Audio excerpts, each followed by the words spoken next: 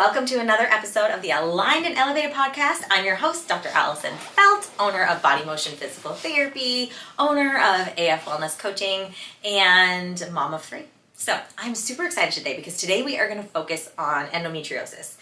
And we're going to talk a little bit about endo, we're going to talk about women's health, we're going to talk about sports performance and training, especially related to endometriosis. So we have a lot on the docket today, so we're going to jump in. And I have with me today one of our one and only and very first rehab technician, and her name is Bella Perez. She is a Division I college athlete. She rows, and she is going to tell us all about herself, whatever she's willing to share, and then she's going to ask me questions. So she's been super, she's just a great learner. She is the epitome of someone that we hire here at Body Motion, just asking amazing question after amazing question, trying to understand the human body, trying to understand women's health, and integrating that into her personal life, but also into what she wants to do for her future. And so I've really valued these questions that she has brought on the table, and I just felt that they were so good that we should do them on the podcast. So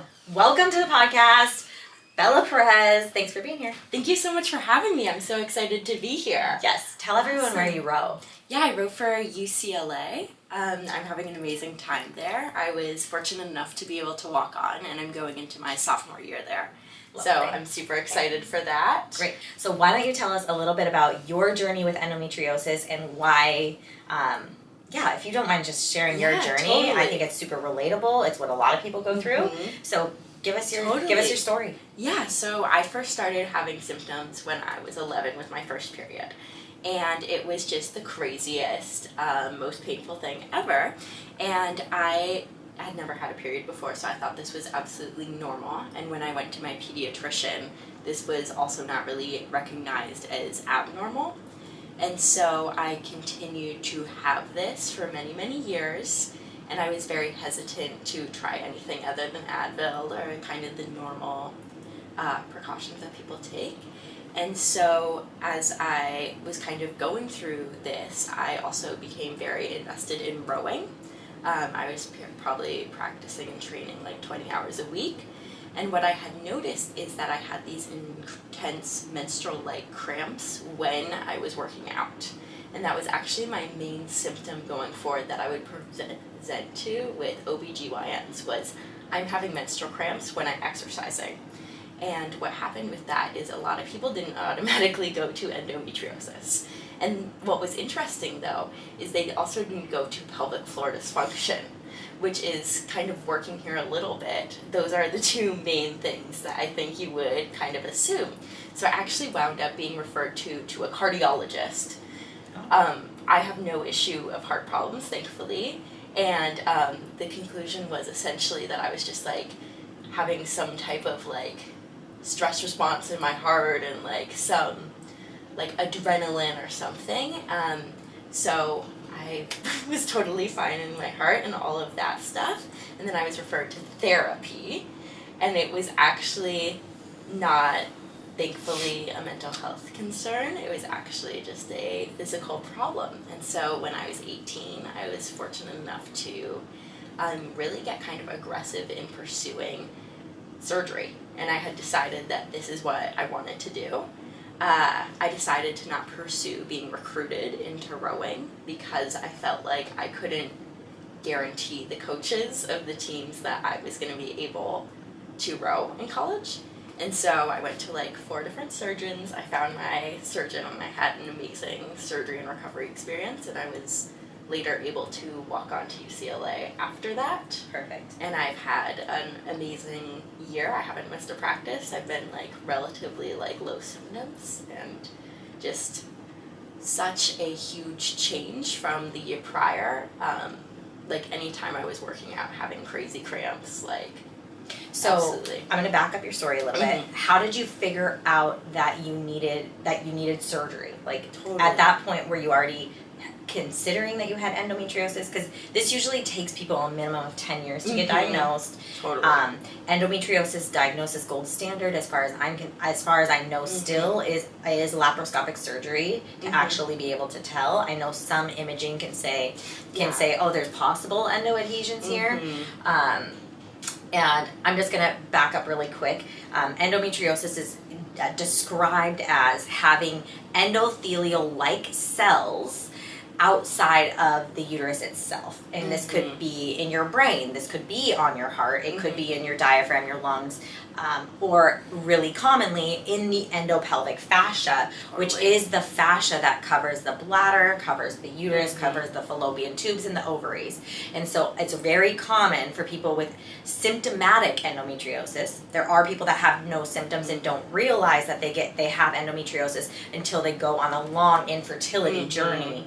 But when you have symptoms of endometriosis, very commonly you can have painful intercourse, you can have painful menstruation, you can have heavy bleeds and heavy cramping that is debilitating, and you can also have pain after exercise, and generally you can have that cramping with or without exercise. Totally. Everyone has a different degree of endometriosis. Endometriosis could also just be this chronic hip pain that won't go away. And so there's a lot of different ways that endometriosis shows up. And what people are finding now is that it is much more common in women to have endometriosis than it ever was before. Whether that's our current environment or whether that is just that we didn't have a diagnosis for it, or a way to diagnose this more clearly, is up for debate. But as far as we're concerned, these are just common symptoms that people will experience with endometriosis. And one form of way to manage the endometriosis is to remove those endothelial-like cells that create adhesions, is to remove them laparoscopically. However, when you remove them laparoscopically, you actually end up with scar tissue that is left behind. And so it's really important to manage that scar tissue. Now, I just want to ask you a question here. So, on your journey, let's go back to that question. Yes or no, did you suspect you had endometriosis? Yeah, so with my main symptom being this crazy cramping with exercise, it was really a huge risk to pursue surgery. And I think that's the most common thing that I hear when I'm talking to other young women who are pursuing surgery is, what if I'm wrong? And there is a lot of messaging when you go to doctors, when you know realistically this affects about 10% of people. This affects most people who are missing school. When you know that there's not really any other plausible explanation for this, it's a huge risk on yourself, or kind of betting on yourself and trusting yourself to choose surgery. So I was really unsure if I had endo, because there's a severe lack of research into my specific symptoms. Women's health and women in sports in particular is the perfect collision of under-research. And so really what I was just looking up was other women's experiences. I think there's one other athlete or rugby player who's talked about this experience of having cramps during menstruation. I really just took a hold of this and I was like, I think this could be what's happening with me. So instead of having this what medicine should be is doctors saying, hey, this is an incredibly common thing. This makes sense given your family background, your family history. Instead, you just have kind of word of mouth.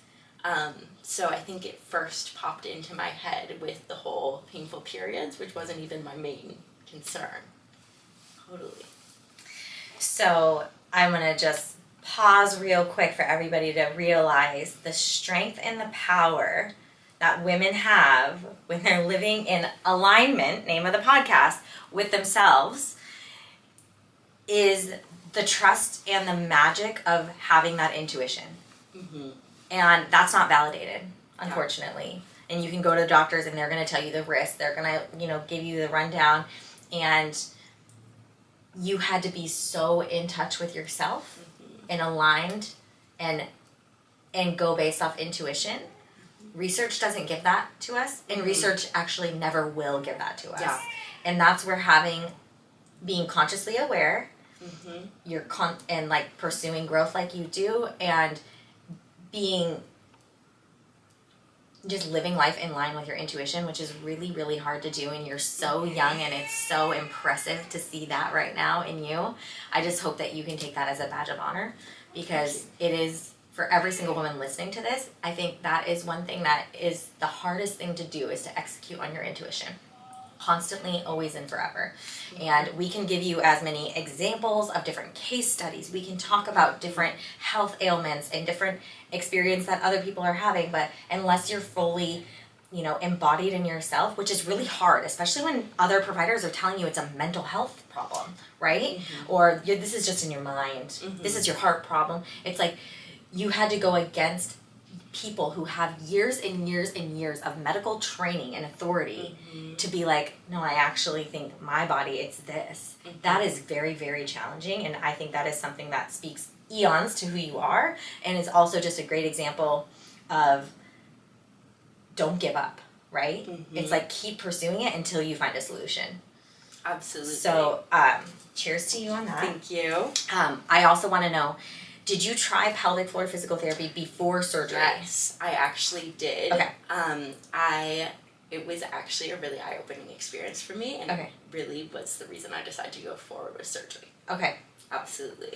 So I had been very hesitant. I was seeing a doctor, and she was pretty dismissive, and the one thing that she really gave me was Lupron, which is a very, it's used to basically put you in menopause, which is absolutely not what I wanted as an athlete, as someone who's like physically growing. My bones are still growing. It would put me at permanent risk of osteoporosis, just kind of a crazy option, and it's one of the few treatments that are specialized for endometriosis, but because of how aggressive it was and of how young I was and not having a previous surgery. So that was one option I was given. Then I was given just like mental health, like kind of work through it that way. Lupron's also used to treat breast cancer. So that's kind of the intensity of what we're talking about here. It's just definitely is the right choice for a lot of people, but maybe not when it wasn't the right choice for me. Yeah.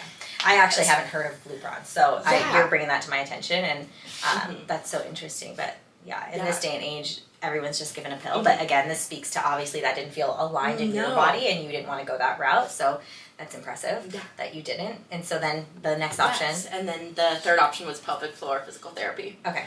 And I think that was really to kind of get me to stop seeing her and bothering her, if I'm being honest, because I was having pain to the point of like passing out and vomiting and just like craziness. And so I would obviously be bothering this woman a lot. I'd be making an appointment because I wasn't getting better with take 4 Advil, take 2 Tylenol. Have you tried like a heating pack? Like this was not helping. And so I would just keep on I saw her maybe 4 times within a year. And she just kind of was done with me, and she's like, how about you try pelvic floor physical therapy? And I actually never did see her again after that, because I went to the pelvic floor physical therapist, and she said, I think you have endometriosis, I think you need surgery. And I learned a lot of really helpful tips from her in managing kind of a lot of my symptoms. And it was just amazing to have someone finally say, like, I believe you, I see you. It was the most detailed survey that I've ever gotten. We just sat and talked about my life, my athletics, my symptoms, my entire history with all of this, how I've been dismissed for like an hour and a half. Just someone listened to me, and that really gave me the confidence in myself that I could then pursue surgery. That's amazing. Absolutely. And it was just amazing to have someone listen to me in that way, and that really did spark my personal interest in physical therapy. I kind of saw the medical rushed doctor side of that, and then I saw this physical therapy sitting with a patient, taking information, just listening, and then helping. And it's not like surgery or anything that kind of gets all this glory, I think, in mainstream media, this idea of like, this pill will fix you, this surgery will fix you, but it's just, this is some abdominal exercises you can do, this is some foods you can try, this is just small little steps, nothing crazy, but it's more of a team effort towards healing. And also just being empowered to pursue surgery. That was the right decision, but definitely that worked together. Absolutely. Oh my gosh, that is a beautiful story. I Yes. literally want to shed tears. So thank you for sharing. Yeah, of course. Did you do hands-on treatments too? I did. Okay. Yeah, totally. Yeah, so I'm going to just like segue a little bit. When we see clients with endometriosis or who think they have endometriosis, we always, for that, like we're treating the symptoms and of course we want to get to the root cause. Some people don't want to go with endometriosis surgery and or they've had the surgery and haven't gotten better. These are two very common things. Yes. And so there's a couple things to think about here. So I'm going to put an asterisk on this. You can have the surgery and it takes a very skilled surgeon to find endometriosis. I've seen surgeries of endometriosis from some of the top experts in this area, and I mean just footage just from their surgeries that they've shared on specialized trainings. And it's very, very easy to miss certain endoadhesions. So you will have people that have, sure they had endosurgery, they had it resected, but they're still extremely symptomatic. And so that's one way. You can also have people who don't want to go the surgery route, and they're trying to do everything they can to do it because maybe they want a baby right now, right here. They don't want to have to go through getting another step of a surgery. And so these are different things. So a little bit about how we intervene in that process and how pelvic floor physical therapy can absolutely be just a complete and utter game changer in order to manage endometrial symptoms. Number one is that we can really help the endopelvic fascia move, meaning that if you have embedded adhesions, not only can we work to hopefully disintegrate some of those adhesions, we don't have research that we can do that with our manual hands, but what we can feel is that we can really help adhesions move so much better within the tissue, which can help people manage symptoms. So we have a lot of clients who have a history of endometriosis or they have previous endo surgeries where they're just coming in once a month for maintenance to get their tissues moving, to get the blood flow to those tissues so that they move. And when tissues are moving around those adhesions, a lot less painful. You don't have that tension, you don't have the tightness. One reason that you probably got a lot of cramping post-exercise is because of how fit you are and how tight your muscles are, and then you're working those muscles that have adhesions in them, and they're not being able to relax. The muscles can't relax, so then they're just squeezing because they're in pain more and more and more, and so you're not getting that relaxation of the muscle, and it's extremely painful.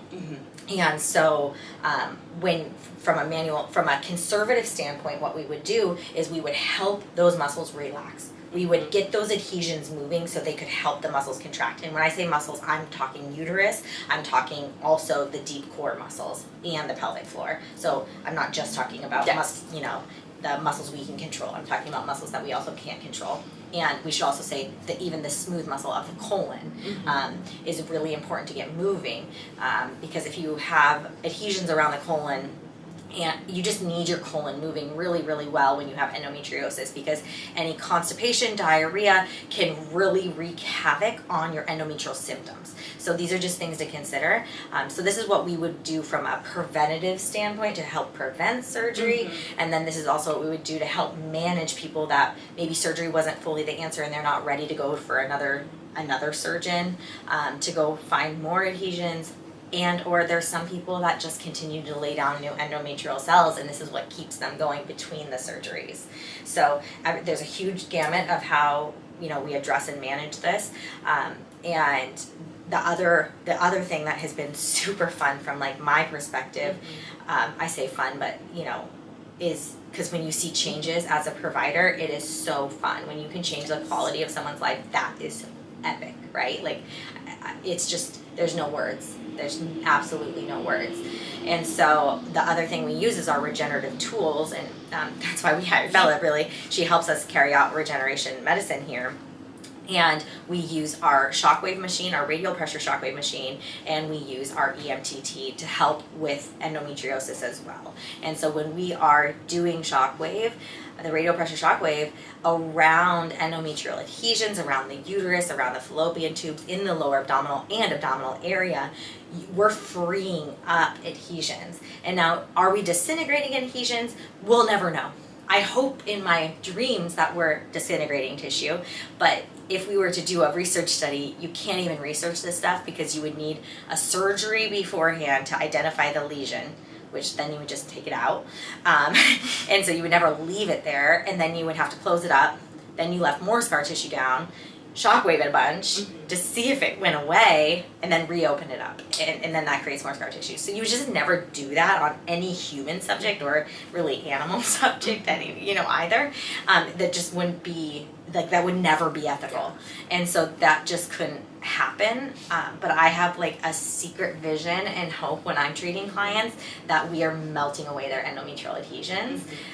But again, it's really what we're doing is we're melting away their symptoms. We are helping the fascia release those endometrial adhesions so that it's not gripping so much, causing those symptoms and causing the pain responses to those symptoms and causing increased tone and tightness in those muscles. So that's what we're doing. And from a pelvic floor perspective, there is many times, I used to never be able to say this confidently, just so you know, there's many times where I will feel nuggets in the pelvic floor. They'll feel like little rocks, or I'll feel adhesions in the pelvic floor, and I'm just like, okay, it's an adhesion. But what I'm learning now, and after reviewing a lot of these a lot of the surgeries that we've been able to see, it's like, no, what I'm feeling is endometrial adhesions embedded within the pelvic floor. And so when you can really feel that, and yeah, you might not get it to melt away, but you can get it to really start to move, you really change the symptoms. So I didn't mean to take over, but I just wanted to give kind of a basis for how we manage endometriosis in the clinic, and really how we can improve symptoms holistically without having to jump to surgery and or just maintain it between surgeries. Absolutely. Because you will have people that cannot function until their next endometriosis surgery, endometrial resection surgery. So thanks for letting me share that. Of course. Do you want to, you have a whole list of questions we haven't even gotten to, but of course. Why don't we dive into your questions? Absolutely. Okay. So I think we hit on a lot of them already. I think my main question was kind of tying back to what steps can someone do. So I think that ties into when you come into physical therapy, what does that look like from a provider point of view? What is kind of, walk me through your thought process of what kind of steps are you going to take? Yeah. So just how you mentioned you had an intense intake, that is so important. Absolutely. Finding out that you had these painful menstruations, and sometimes they're so heavy. I don't know if you had heavy bleeds, but a lot of people have heavy bleeds when they have heavy cramping. Because if you have adhesions within the uterus or around the uterus or anywhere in the endopelvic fascia, once a month when the prostaglandins release to go slough the lining of the uterus, if you have tension around that uterus in the endopelvic fascia from adhesions, from previous scar tissue, what happens is the uterus has to work extra hard to squeeze and slough that lining every single month because it's working against the resistance that is coming from the adhesions. Does that make sense? Yes. Okay, so if we have to work against that adhesion, we are gonna just contract and work. So you are sloughing so much of your lining. So this is where a ton of heavy menstruation to us, for us, we think, okay, the uterus needs to get moving. We need to move the endopelvic fascia. We need to move everything connected to the uterus and to any of the reproductive organs. So we can free it up so it can move and ebb and flow. Some people get pain with ovulation. And so if there is tightness, around the endopelvic fascia where the ovary is, and the ovary is trying to release every month, and you feel that as discomfort, there's tension or scar tissue pulling on that, and we need to address that.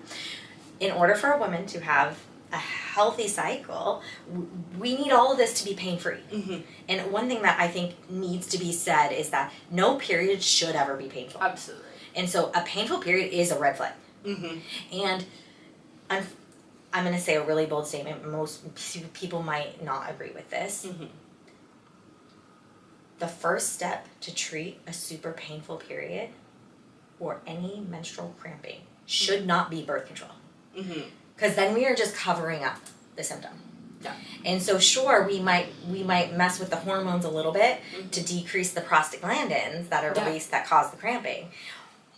But let's go more holistic than that. Instead of a pill that maybe a woman doesn't want. I didn't want the pill. Yeah. I wanted to excel at my hockey training career. Yeah. And I didn't know what hormones were going to do for my muscle building and my potential and eventually my sex drive after being on it for so long. Totally. And so it's like that's not, I don't think, these are considerations that when my girls are this age and they're having, if they end up having any painful, periods, this is the conversation. The conversation isn't like, just take some Tylenol and put a heating pack on it. The conversation is, okay, let's get you breathing. Let's get the blood flow moving. Let's get your organs opened up. Let's get your pelvic floor opened up. Let's optimize your core, which should be optimized anyways. But like, let's optimize your body. And sure, if you want birth control, get birth control. But like, I would rather like teach my children, like, let's get your body working for you. And when we're taught that like, everybody just has these painful cramps, like, it's a conditioning that's like, first off, just suck it up. And women are really fucking strong. So like, I've talked about this on the podcast before, but like, if you have pain as a woman, like, it starts young, and like, you're taught to like, just, you don't talk about it. And so even women that come in here, when we see them, and you treat them too, it's like in their 30s, in their 40s, in their 50s.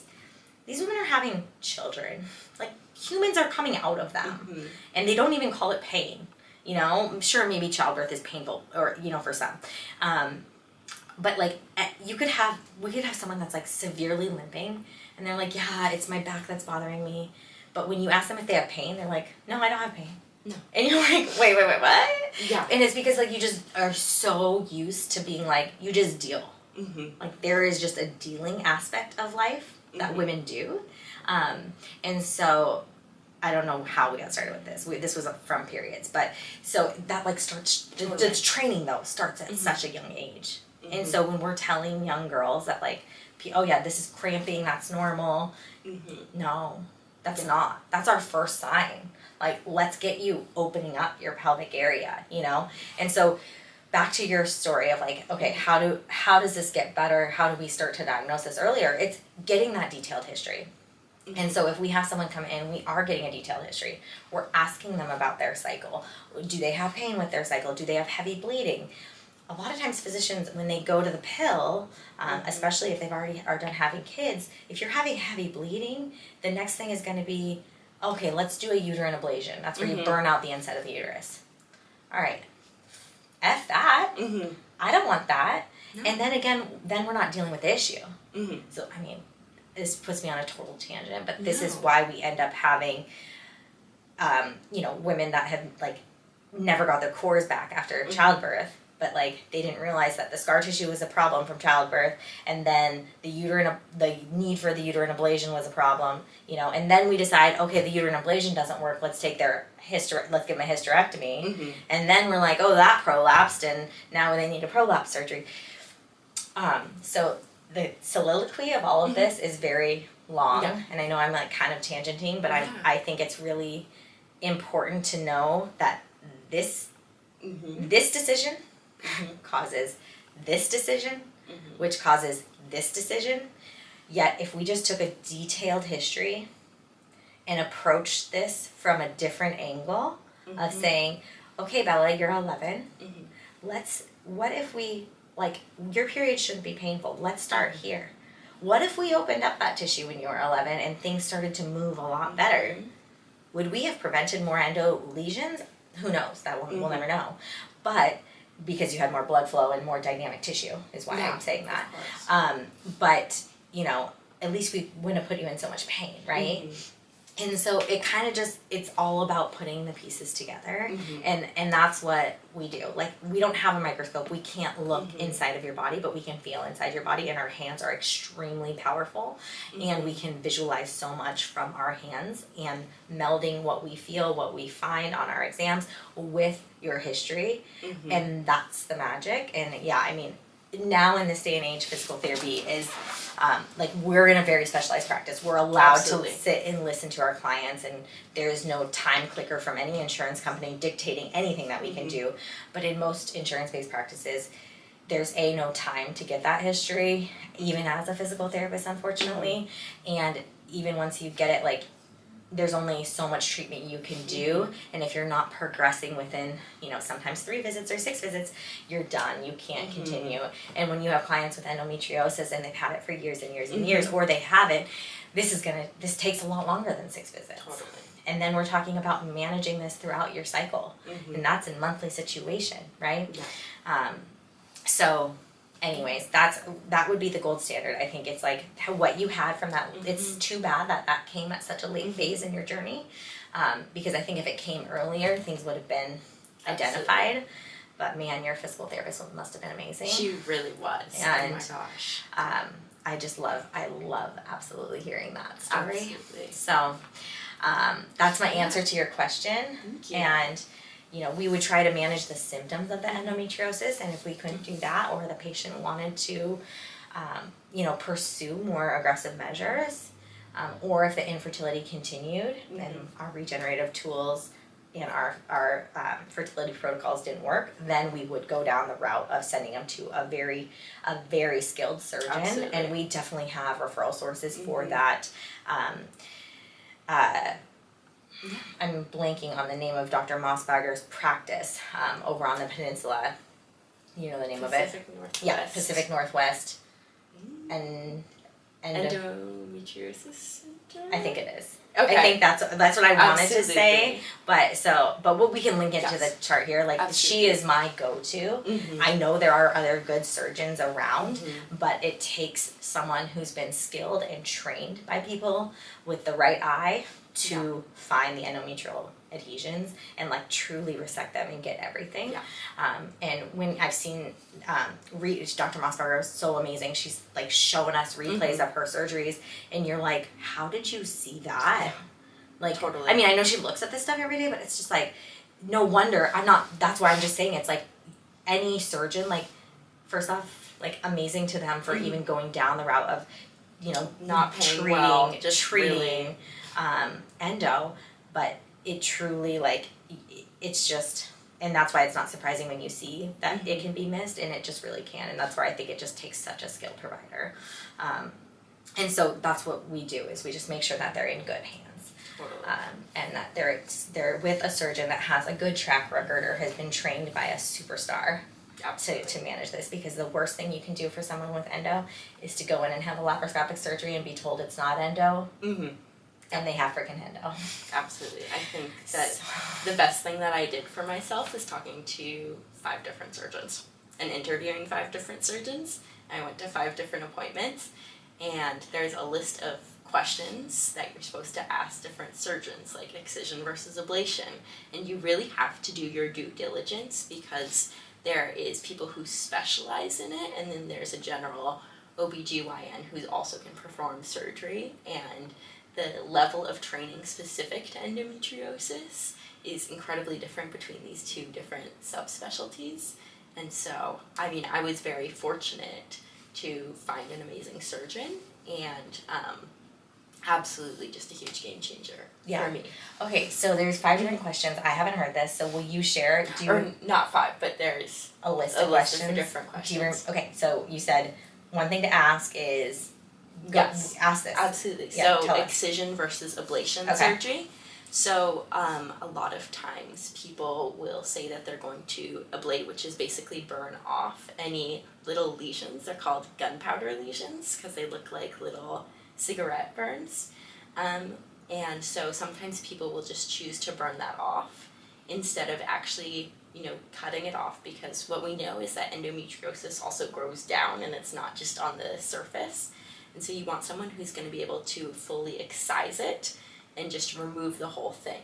Okay, so excise means extracting the tissue, so extracting the endometrial lesion. And when she says they look like cigarette burns, a lot of endo tissue looks like black tissue when you're visualizing it. But why it's so tricky is that it can be white, it can be a neutral color, and so that's why you have to be skilled. But a lot of endo, especially if you look it up online, looks like it's shown as black tissue, and so you want to excise it and not burn it out. Absolutely. Okay, so great. Yeah, That's so awesome. you actually perfectly transitioned to my next question that I personally was gonna ask, and I think the list of questions is different for everyone, but this was what was important to me. So since I was a younger patient, a lot of times in teens, you actually don't see that type of black tissue. It takes kind of years for that to happen. So I knew this because I'd done so much research that I shouldn't have had to do, but I still obviously fell onto me when I was still like a kid, which is crazy. But oftentimes there's clear lesions, there's like pinkish lesions. And so my other question was, how often do you see those?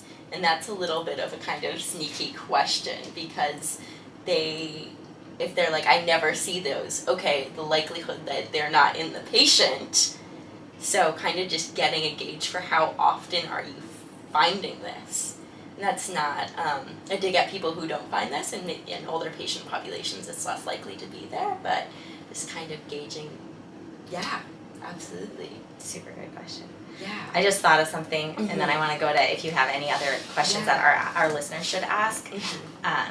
But I just thought of a question. I just thought of an idea.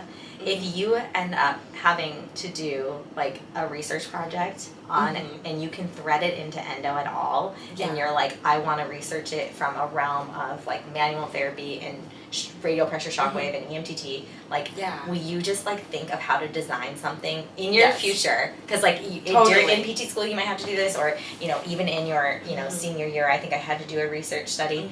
And if there's any way that we could support getting you data, and like you as the primary researcher, but you could use our clinic, like please do it. I wish I had the brain capacity to put together studies and like do my own research. And we do clinical like we track our outcomes, especially like our birth outcomes. We don't track fertility outcomes, which we absolutely need to start doing. We should definitely. I don't know why we're not doing that. Maybe Dr. Katrina is, but okay, next staff meeting. Absolutely. No. Actually, can I give that to you to get us tracking our fertility outcomes? Okay, great, thank you. And then, but designing some studies. I think that would be cool, and especially if it was something that we could execute and give you data. Like. It would be short term, for whenever you're in school, but just keep that in the back of your mind. Okay, I will, thank you. Yes. Absolutely. Okay, back to your questions. Yeah, and then I asked kind of like robot assisted versus just kind of general laparoscopic. So a lot of times when people do robot assisted surgery, there's a greater level of precision. There's pretty similar outcomes, though. It's kind of just a personal preference, I guess. Interesting.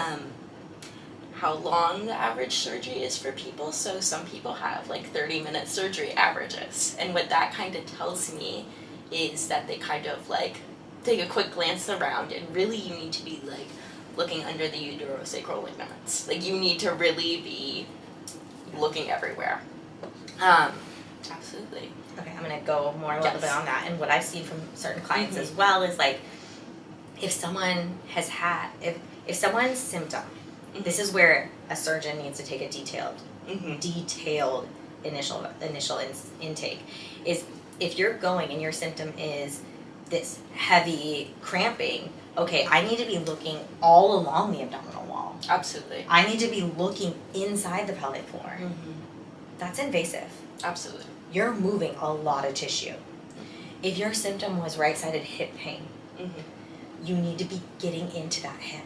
You have to be moving away everything that is blocking your vision from that hip and going into that hip.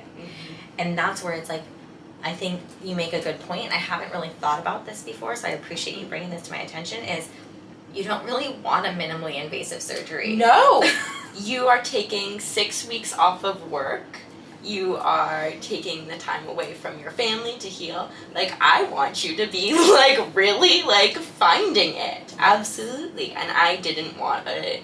Obviously, when we look into it, it's a much better and kinder on your body to have the shortest, most effective surgery possible. But that doesn't mean the shortest surgery possible. So, absolutely, I really wanted someone to, like, make sure they were checking everything. Yeah. Absolutely. Yeah. Okay, great. Thank you for sharing that. Any other question that you feel like was really important for you to ask your surgeon that our listeners would benefit from? Yeah. I asked personally about peritoneal stripping, which is a technique in which they'll kind of scrape off the layer of the peritoneum. That's not something I personally wanted because of the longer recovery time in my age. Some people really want it. It was kind of just more of a personal decision. So I just encourage people to kind of do a little research into it and see if that's something that they want. I think it was coined by Dr. Redwine, and he's an amazing endometriosis surgeon, but there's just different types of excision surgery, and I just didn't really want that personally. Interesting. I haven't heard of that either. So peritoneal stripping is where you take the entirety of the peritoneum and you scrape a lining off of it, of the entire peritoneum. Okay, so peritoneum is the fascia it is a continuation into endopelvic fascia, but it also encompasses the fascia that is around the colon, the small intestines, the stomach. I mean, that's intense. That's intense. Yeah, so I would be the same way. Like, let's research it. And maybe if you had higher up adhesions, it would absolutely be more indicated for that kind of patient. I'm sure there's indications. There are people out there who this is the right decision for, and I'm not one of those people. So I'm not saying don't go to a surgeon that does this. Yeah. I'm saying just look into yourself and see, am I someone who wants this or doesn't want that? My answer was no. That doesn't mean anything for anyone else's answer. Yeah. I think it kind of wasn't something that I felt at my age I wanted. Yeah. Or like progression of disease, but absolutely for a lot of people they want that. Yeah, and it could definitely be right for the right person. Absolutely. And that's why nothing we're talking about here is prescriptive. We're just trying to give you a look into what it's like to live with endometriosis, especially from a kid that started at 11, and maybe your endometrial adhesions started before then too. Probably. So, so I just think, don't take any of this as prescriptive, but take this as knowing what's out there and how this can help your life, right? Yeah. So I appreciate you saying that. Absolutely. That's an important factor. Great. Yeah. That was kind of my main things that I was looking for. All right, cool. And it did take 5 different people until I find, the right surgeon. Wow. Do you mind sharing how old you were? I was 17 when I started looking, and then I found the surgeon that I wanted to see when I was 18. And a lot of it is by word of mouth in the community. So just talking to different people who had positive or negative outcomes with their surgeon. Absolutely. Wow. Do you want to share your surgeon's name, or you don't have to? Yeah, I saw Dr. Marissa Dahlman. She was amazing. She's at Virginia Mason. Okay. Just incredibly compassionate care. And is she still there? Yeah. Oh my gosh. She's so amazing. I love that. Absolutely. Okay, cool. I've been pain-free. I had a Allen Masters window, which is a hole in the peritoneal lining. Okay. And she was able to excise that, which is why I was so happy that I saw 5 different people before finding her. Yeah. Because that requires deep excision. So that's kind of like a pocket in the lining of your fascia, kind of. Yeah. And a lot of times people would just stitch that back up, but she actually cut around that and took the whole thing out. And it was just, I felt so fortunate that I had chosen her. Yeah. That she was equipped to deal with this. Yeah. And that wasn't even something that I had thought to ask when I was looking at surgeons. How would you know? You're not trained in surgery. Totally. But just that I had asked enough questions that she made the decision that I wanted. Yeah. Absolutely. So you can see how Bella has advocated and followed her intuition in her personal life, and you can see why she would be such an amazing employee, right? Because it is just the level of questions, and having some people I think in life are just scared to ask questions, and that goes back to whether we were ever allowed to, right? Go back to our history, the confidence we have in which we ask questions, and I think like, wow, special. Thank you. You totally get to be picky with your surgeon. Yeah. I think that's the best thing that you can really, one of the best things you can really do for yourself is tell, people don't get to just perform surgery on you unless you really, really like them. Yeah. Absolutely. Yeah, it's incredible. Yeah. My question for you is, since working here, have you been doing abdominal shockwave? I have. Good. Okay. Yes. And then what about, have you tried some EMTT on yourself? Yes. On uterus and like kind of abdominal area? Lovely. Yes, okay. Absolutely. The shockwave, definitely I can feel where I have adhesions, especially from after surgery. Okay. So I make sure to hit those. Yeah. And EMTT actually has been super helpful for me with like endobelly bloating and that type of stuff, which has been amazing. Yeah. Thank you. Amazing. I'm so happy to hear you say that. And then a little bit about, you also said you've been benefiting from red light. You're like, the red light seems to really help. Okay. Totally. Okay. That also, there's a lot of like bloating that happens with endometriosis, and the red light has been super helpful and also really great for sleep, which just kind of supports a bunch of other things. Yeah. Got to get one for your home in UCLA. Yeah. Okay, final question. We can cut it or leave it, whatever you're willing to share. Have you had internal pelvic work done since you've been here? Yeah. Okay. Or not since I've been here, just in general. Girl, I know. We got to get you on the freaking schedule. TV on the schedule. Yeah.